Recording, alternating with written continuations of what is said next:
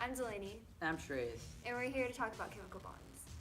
A chemical bond is a force of attraction that holds atoms together, resulting in the sharing or transferring of electrons. How are bonds formed?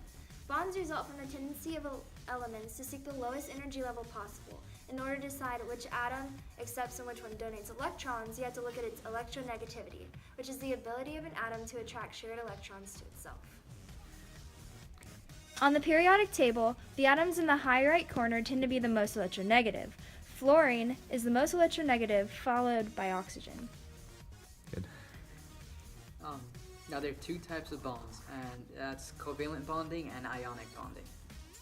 Ionic bonds form when an atom that loses electrons relatively easily reacts with an atom with a high electron affinity. The greater the electronegativity is between the elements, the more ionic they are. Alright, so we're going to do a demonstration of an ionic bond. Maroon's going to be non-metal, so I'm going to be chlorine. Blue's going to be a metal, and I'm going to be sodium. This is basically how bonds work. Bond!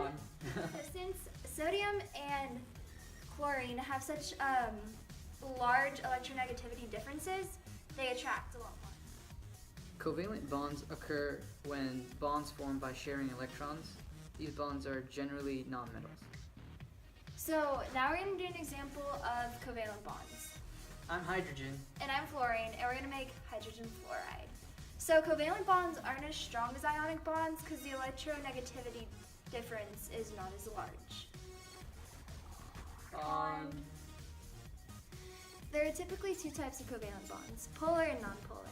Polar covalent bonds have an uneven attraction, which are also known as dipole moments. And a good example of this is H2O. Nonpolar bonds are usually diatomic elements since their electronegativities are the same. Now we're going to talk about nonpolar covalent bonds. These bonds are found in diatomic elements since their electron negativities are the same.